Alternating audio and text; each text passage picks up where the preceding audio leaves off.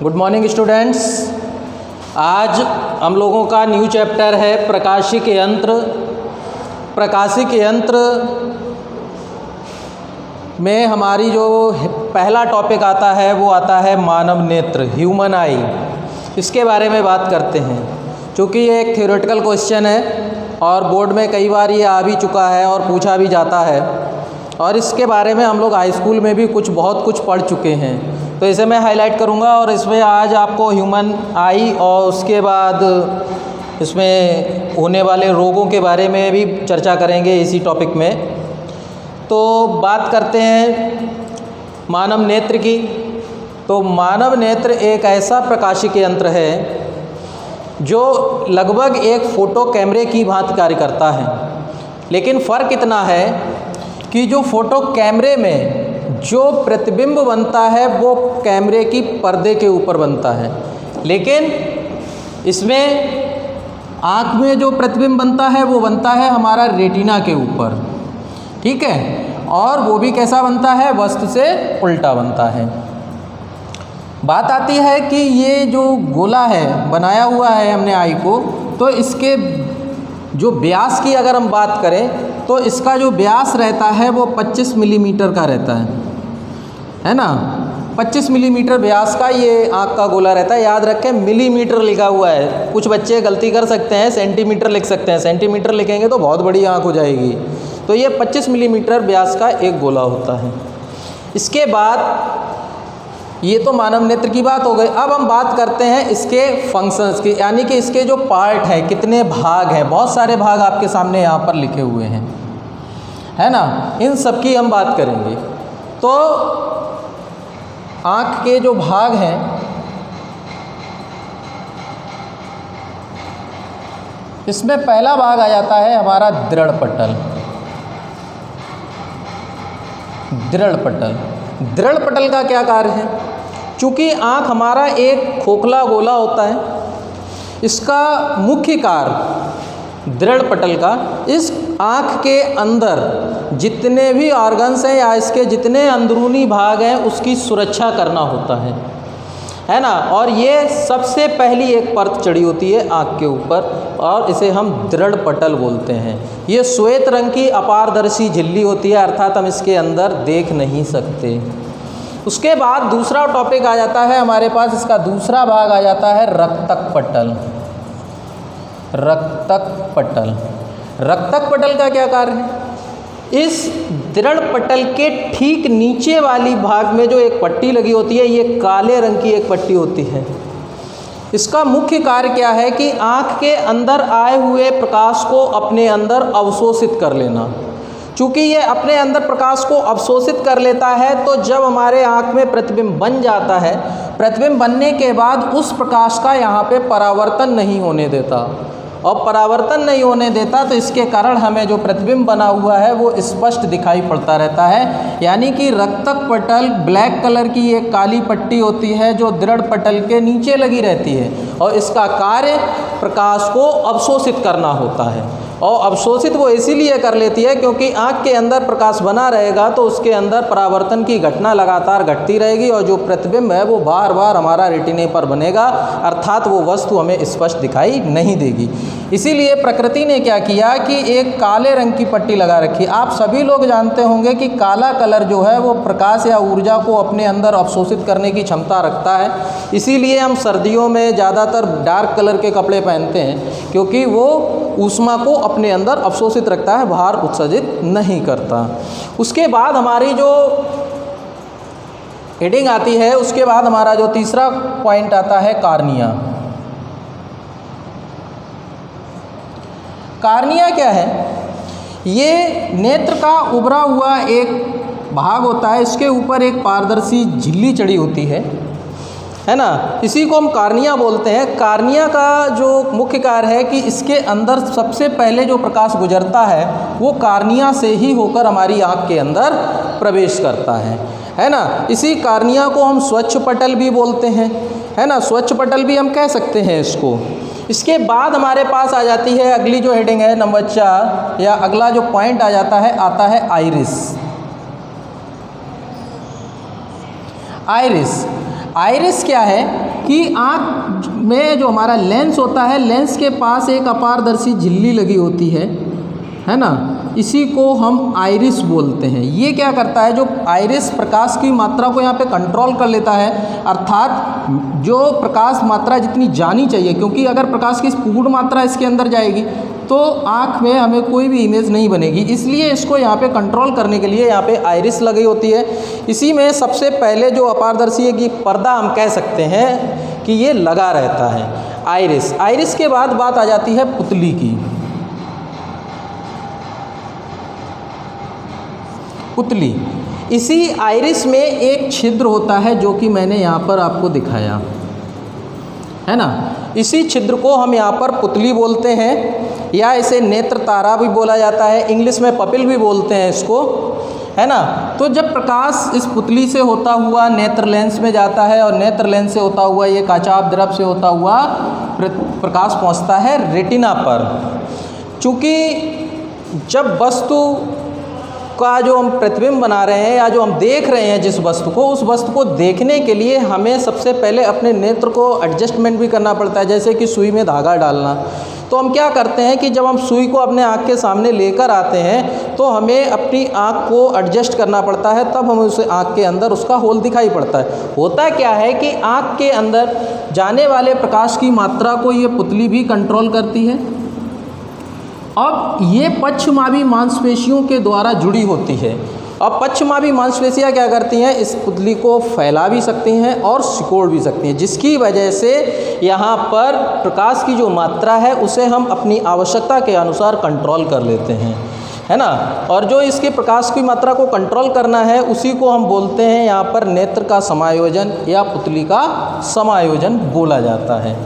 अब हमारा देखो कार्निया हो गया, आइरिस हो गया, पुतली की बात कर ली, है ना। अगर हम बात करें लेंस की, लेंस ये एक जेली जैसे लचीले पदार्थ यानी कि एक ऊतक का बना हुआ लेंस होता है जो कि प्रोटीन से बनती हैं। ये भी पश्चमावी मांसपेशियों के थ्रू जुड़ा होता है। इस लेंस की खासियत क्या होती है, इसकी वक्रता जो है ना बाहरी पृष्ठ की अधिक होती है और पिछले पृष्ठ की कम होती है ना। अर्थात इसे हम एक द्विउत्तल लेंस भी बोल सकते हैं और इसे भी कंट्रोल किया जा सकता है, अर्थात इसको हम फैला भी सकते हैं और दबा भी सकते हैं, लेकिन किसके द्वारा, पश्चमावी मांसपेशियों के थ्रू हम इसको कंट्रोल करते हैं, है ना। उसके बाद हमारे पास जो बात आती है जलीय द्रव, हमारा जो पड़ा हुआ है नेक्स्ट टॉपिक, जलीय द्रव। जलीय द्रव जो है बेटा वो हमारे कार्निया और जो हमारी ये अपारदर्शी जो झिल्ली लगी हुई है यानी आइरिस, कार्निया और आइरिस के बीच में जो द्रव भरा होता है इसे हम बोलते हैं जलीय द्रव, है ना। इसको हम क्या बोलते हैं, जलीय द्रव बोलते हैं। और इसका जो अपवर्तनांक होता है जलीय द्रव का वो होता है 1.336। इसका अपवर्तनांक जो रहता है वो 1.336 रहता है। उसके बाद जलीय द्रव के बाद आ जाती है बात काचाभ द्रव की।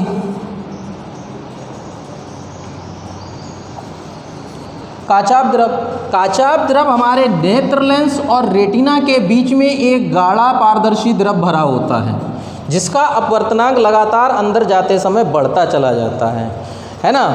तो जिसको हम क्या बोलते हैं, यहाँ पर जो अंदर की ओर जो भरा हुआ द्रव है यानी लेंस और रेटिना के बीच में, इसे हम काचाभ द्रव बोलते हैं। चूँकि इसके अंदर हम जितना भी बढ़ते चले जाएंगे उसका अपवर्तनांक बढ़ता चला जाता है, तो इसका यहाँ पर माध्य अपवर्तनांक हम जो मानते हैं काचाभ द्रव का, है ना, वो लगातार बढ़ता रहता है। तो इसलिए हम यहाँ पर इसकी कोई वैल्यू को या इसके अपवर्तनांक को यहाँ पे हम नहीं दर्शा सकते, क्योंकि हर पॉइंट पे जाके इसका अपवर्तनांक चेंज हो जाता है ना।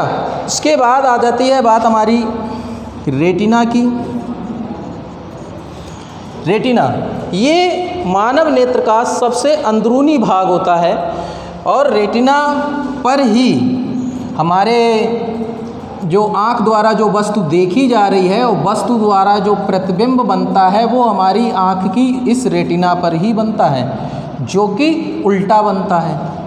अब उल्टे प्रतिबिंब की जो सूचनाएं हैं वो देता है प्रकाश सिराओं को, और प्रकाश सिराएं ये सूचना देती हैं ब्रेन को, और ब्रेन अपने अनुभव के आधार पर उसको सही करके समझता है कि ये वस्तु कैसी है, एक्सपीरियंस के आधार पे। उसके बाद कार्निया में ही हमें यहाँ पर दो चीज़ें मिल जाती हैं। यहाँ पर एक पीत बिंदु मिलता है और दूसरा अंध बिंदु मिलता है। अगर हम बात करें अंध बिंदु की, यानी कि ब्लाइंड स्पॉट, ब्लाइंड स्पॉट क्या होता है कि जो कार्निया है रेटिना है, रेटिना को बेध कर जो प्रकाश सिराएं निकलती हैं, जिस जगह से बेध कर प्रकाश सिराएं निकलती हैं उस जगह पर क्या होता है कि जो प्रकाश की सेंसिटिविटी है, यानी कि प्रकाश की सुग्राहिता है, वो शून्य हो जाती है।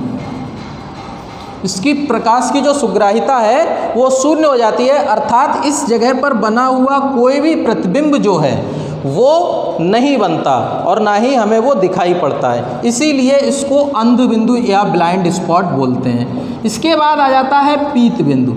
पीत बिंदु यानी कि येलो स्पॉट। येलो स्पॉट का मतलब है कि ये रेटिना के बीचों बीच भाग में एक ऐसा पॉइंट होता है जिस पर बना हुआ प्रतिबिंब बहुत ही चमकीला और स्पष्ट दिखाई देता है। अर्थात हम कह सकते हैं कि यहाँ पर प्रकाश की जो सुग्राहिता है वो अधिकतम रहती है, यानी कि यहाँ पर ये पीत बिंदु है, जो येलो स्पॉट है, वो सेंसिटिव है प्रकाश के लिए अत्यधिक मात्रा में, है ना।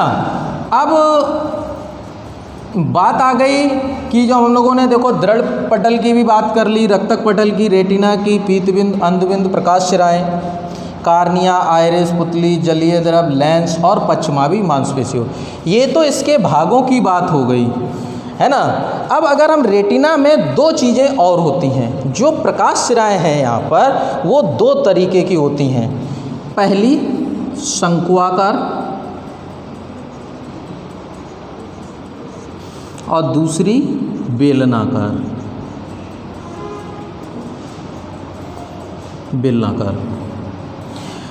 अब यहाँ पर हमने जो बात की, ये दोनों ही चीज़ें हमें रेटिना के अंतर्गत मिलती हैं आके, यानी कि जो प्रकाश सिराओं की बात कर रहा है यहाँ पर शंक्वाकार और बेलनाकार, ये रेटिना के अंतर्गत। ये हमने आपको दोनों चीज़ें अलग पॉइंट में बता रहे हैं। रीज़न क्या है कि जो शंक्वाकार कोशिकाएं हैं, शंक्वाकार कोशिकाएं ये प्रकाश के रंगों के लिए सुग्राही होती हैं, प्रकाश के रंगों के लिए सेंसिटिव होती हैं। अर्थात कोई वस्तु किस कलर की है इसके बारे में सूचना ये शंक्वाकार कोशिकाएं देती हैं, और बेलनाकार जो कोशिकाएं हैं ये प्रकाश के लिए, यानी कि ये लाइट के लिए, यानी कि प्रकाश के थोड़े बहुत परिवर्तन को बता देते हैं कि अब शाम हो रही है, रात हो रही है, तो इसकी सूचना जो है ये बेलनाकार कोशिकाएं देती हैं। ये तो थी हमारी आँख की बात। अब बात करेंगे इस आँख के अंदर उत्पन्न होने वाले रोगों के बारे में। तो बेटा अब हम आँख के रोगों के बारे में बात कर रहे हैं। तो इसमें सबसे पहले हमारा पहला रोग अगर हम बात करें, निकट दृष्टि दोष। निकट दृष्टि दोष, इसे इंग्लिश में मायोपिया भी बोला जाता है। अगर डिफिनीशन की बात करें, निकट दृष्टि दोष है तो याद रखिएगा जो नाम लिया जाता है वही वस्तुएं उसे स्पष्ट दिखाई पड़ती हैं। तो हम कह सकते हैं कि इस निकट दृष्टि दोष में या इस रोग से पीड़ित जो व्यक्ति है या उसकी जो आँख है वो निकट स्थित वस्तुओं को तो बहुत आसानी से देख सकती है, लेकिन दूर स्थित वस्तुओं को उसे स्पष्ट दिखाई नहीं देता। कारण क्या है? कारण क्या है कि इसके दो कारण आ जाते हैं। पहला, नेत्र लेंस की वक्रता जो है ना, वक्रता वो बढ़ जाती है, और बढ़ने के साथ साथ होता क्या है कि जब ये वक्रता बढ़ेगी तो फोकस दूरी कम हो जाएगी। दूसरा, नेत्र गोलक का जो व्यास है वो अधिक हो जाता है, जिसकी वजह से रेटिना पीछे बढ़ जाती है और वस्तु का बना हुआ प्रतिबिंब रेटिना से पहले बन जाता है। इसी कारण इसे निकट दृष्टि दोष भी बोला जाता है, क्योंकि इसका जो प्रतिबिंब है वो रेटिना से पहले बनना है या रेटिना के निकट बन रहा है, इसीलिए हम इसको निकट दृष्टि दोष कहते हैं। इसे एक चित्र के थ्रू समझ सकते हैं कि ये अगर हम अपनी एक आँख मान लें, यहाँ पे बनी हुई है और ये रहा लेंस, तो अगर दूर से आने वाली जो प्रकाश की किरणें हैं ये लेंस के द्वारा अपवर्तित होकर रेटिना से पहले काट जाए, अर्थात P यहाँ आ जाए और R हमारा रेटिना यहाँ रह गया। कारण सीधी बात है, नेत्र लेंस की अगर वक्रता बढ़ जाएगी तो फोकस दूरी कम हो जाएगी, क्योंकि अनंत से आने वाली प्रकाश की किरणें फोकस पर काटती हैं। अब होता क्या है कि अनंत से जो इसका दूर बिंदु है वो अनंत से ना बनकर अनंत से थोड़ा सा पहले बनना स्टार्ट हो जाता है, यानी अनंत पे ना बनकर अनंत से पहले बनना स्टार्ट हो जाता है, जिसकी वजह से ये लेंस नेत्र लेंस के अंदर जाकर अपवर्तित होती है और अपवर्तित होने के बाद ये रेटिना से पहले काट जाती है, अर्थात रेटिना से पहले प्रतिबिंब बन जाता है ना। तो ये है निकट दृष्टि दोष। रीज़न 2, वक्रता का बढ़ जाना जिससे फोकस दूरी कम हो जाती है। दूसरा, इस नेत्र गोले का जो व्यास है वो बढ़ जाना जिसकी वजह से रेटिना पीछे चला जाता है। तो 2 कारण ये आ जाते हैं हमारे पास। इनको दूर क्या किया जाए, इसके अगर निवारण की बात करें तो हम यहाँ पर क्या कर सकते हैं, इसमें एक अवतल लेंस का अगर हम प्रयोग करें। रीज़न आप सभी जानते हैं कि अवतल लेंस अपनी प्रकृति के अनुसार प्रकाश की किरणों को फैला देता है। अवतल लेंस लगाएंगे तो ये क्या करेगा, प्रकाश की किरण को फैला देगा और फिर जब ये आगे बढ़ेंगी तो ये जाके रेटिना पर काटेंगी। इसीलिए यहाँ पर एक शब्द यूज़ किया जाता है कि उपयुक्त फोकस दूरी का अवतल लेंस प्रयोग करके निकट दृष्टि दोष को दूर किया जा सकता है ना। तो परिभाषा अगर आप कहेंगे निकट दृष्टि दोष की क्या है कि इसमें निकट की वस्तुएं तो स्पष्ट दिखाई देती हैं लेकिन दूर की वस्तुएं स्पष्ट दिखाई नहीं देती। कारण में नेत्र लेंस की वक्रता का बढ़ जाना जिसकी वजह से फोकस दूरी कम हो जाती है। नेत्र गोलक का व्यास अगर बढ़ता है तो भी रेटिना हमारी दूर हो जाती है, अर्थात नेत्र लेंस और रेटिना के बीच की दूरी भी बढ़ जाएगी।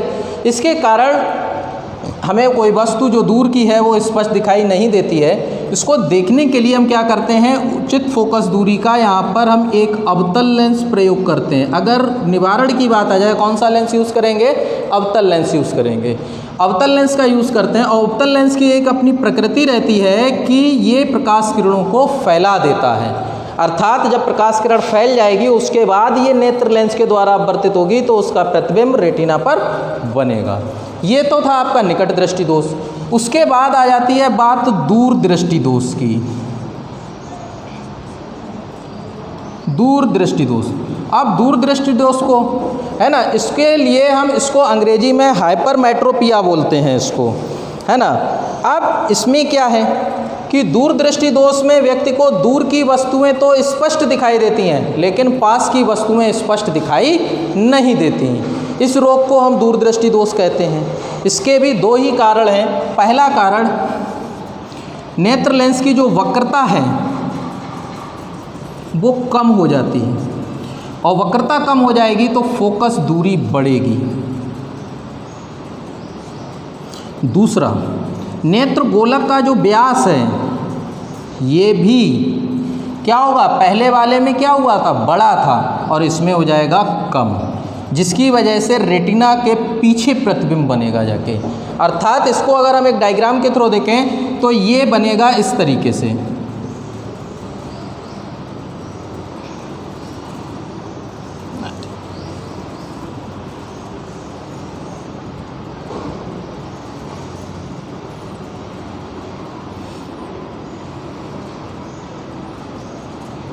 दूर की स्पष्ट दिखाई पड़ती हैं लेकिन पास की नहीं।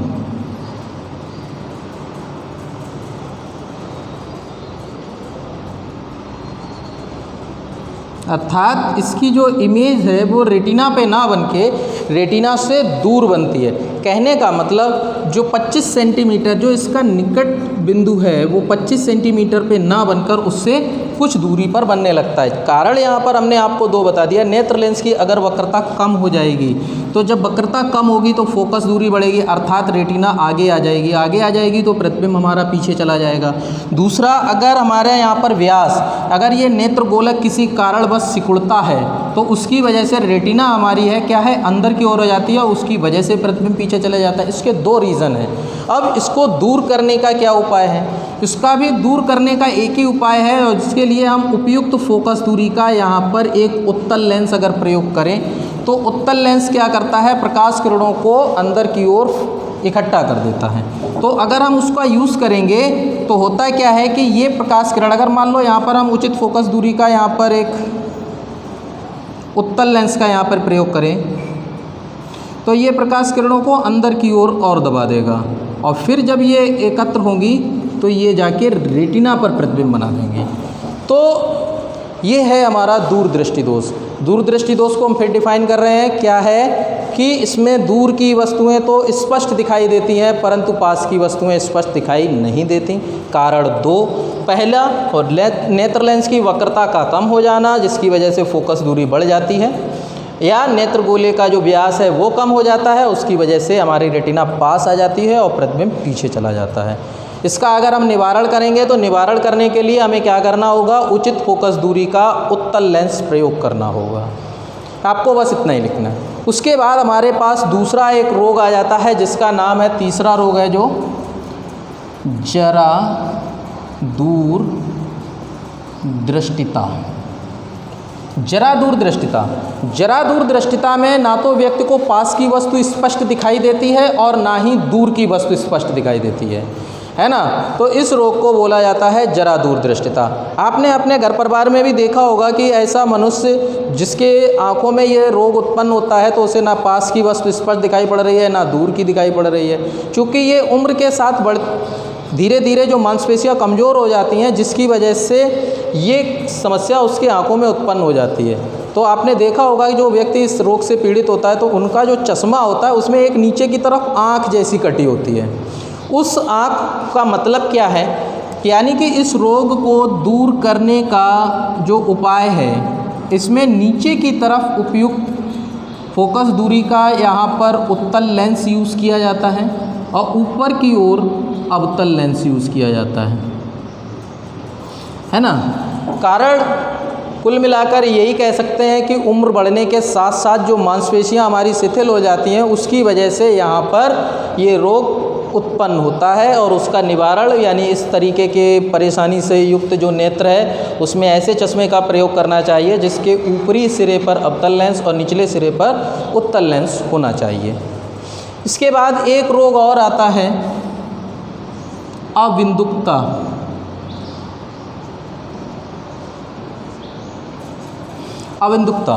अविंदुकता में क्या होता है कि इस रोग में व्यक्ति को क्या होता है कि कोई जैसे दो वस्तुएं हैं, एक अगर सीधी खड़ी है और दूसरी तिरछी है, अर्थात एक हॉरिजॉन्टल है और दूसरी वर्टिकल है, दोनों में से केवल एक वस्तु का प्रतिबिंब उसकी रेटिना पर स्पष्ट बनता है, दूसरी वस्तु का नहीं बनता। यानी कि ये कह सकते हैं कि अगर वो दो वस्तुएं एक साथ रखी हैं तो वो उन्हें स्पष्ट नहीं देख सकता, उसे केवल एक ही वस्तु स्पष्ट दिखाई पड़ेगी, जो उसके नेत्र लेंस पर द्वारा जो अपवर्तित प्रकाश किरणें हैं रेटिना पर जाके पड़ती हैं तो वो स्पष्ट बना लेता है, लेकिन दूसरी वस्तु का नहीं। कारण क्या है कि जो हमारा नेत्र लेंस है उससे पहले जो हमारी जो कार्निया है ना,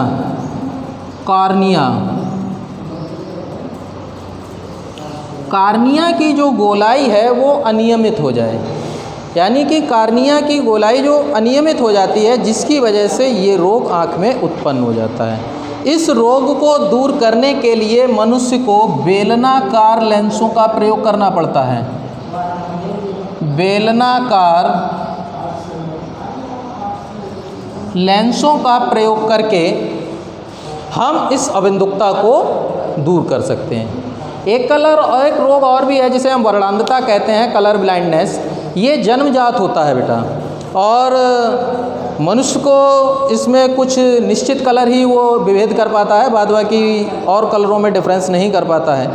इसका चूँकि ये जन्मजात है तो इसका कोई निवारण भी नहीं है, इसलिए इस दोष को आपके सिलेबस में शामिल भी नहीं किया गया। लेकिन आप समझ लें कि वर्णांधता ऐसा है कि जो जन्म से होता है और वो व्यक्ति रंगों में विभेद नहीं कर पाता। कुछ निश्चित रंग को तो वो जानता है, लेकिन बाद बाकी और कलर्स में अपना अंतर नहीं कर पाता। जो आज मैंने ये आपको समझाया है, इसकी मैं अभी थ्योरी है वो अभी आपके ग्रुप पे मैं डालता हूँ, और उसको आप कॉपी पे विधिवत चित्र बना के अच्छे से नोट कर लें, और ताकि ये आपके क्वेश्चंस कंप्लीट हो सकें। अगर कोई समस्या है तो अपने कमेंट बॉक्स में जाकर कमेंट करके बताएं, तो आपकी समस्या का समाधान ज़रूर किया जाएगा। Thank you.